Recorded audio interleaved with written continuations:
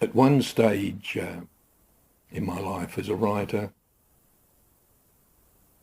I gave lectures all over the place. Anybody who'd pay me. Lectures on creative writing. And I found very soon that the same questions were always being asked. Why was I a writer? Why should they be a writer? When I asked them, they usually say, oh, we want to be published and make a lot of money.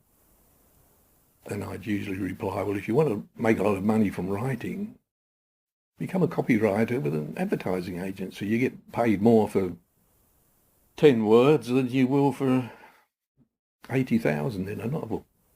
And I speak from experience.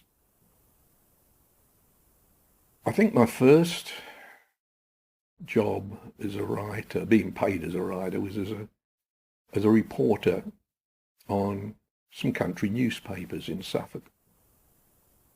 And I was supervised by a very old-style editor who drummed it into me that you must get people's names spelled correctly and their initials or their full Christian names. Whatever happens, you must get that right. And I was put on to writing little stories about local weddings. Every week there'd be 20 or 30 of those. How can you ring the changes on the bride wore a bouquet? But I plodded through it, found my way into writing stories about rabbit plagues and turkey farmers getting the turkeys ready for Christmas. But nothing terribly exciting.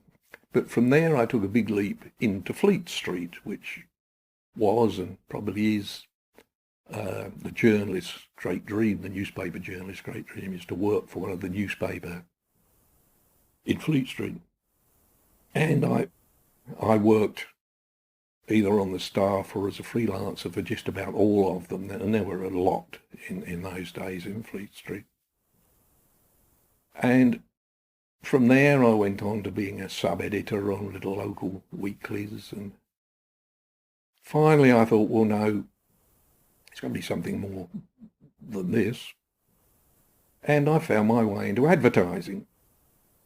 And I worked for big advertising agencies and was paid a lot of money and made me concentrate very tightly because you've only got a few words to get a lot of stuff across. And from there, excuse me,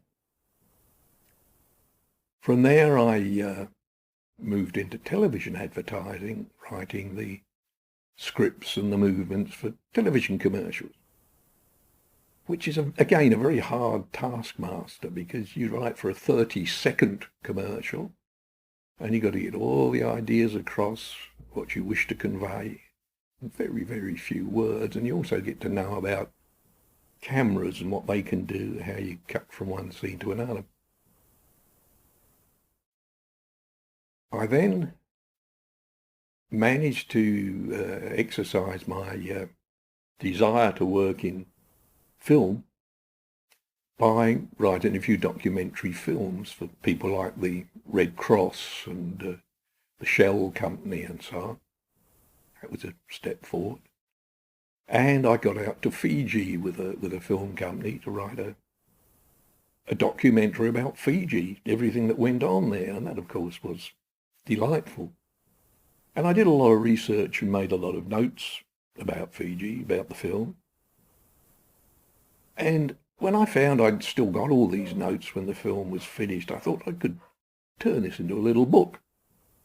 So I was introduced to a publisher who did books about countries around the South Pacific, and I turned my notes into a book which was called Inside the Reef. And I enjoyed writing that, and it sold well. And that was really my first step into writing.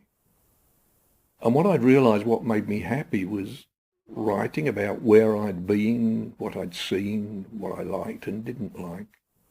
And that has led me into the 6 6 novels so far I've had published, but they're all really based on me going to a place and having experiences there.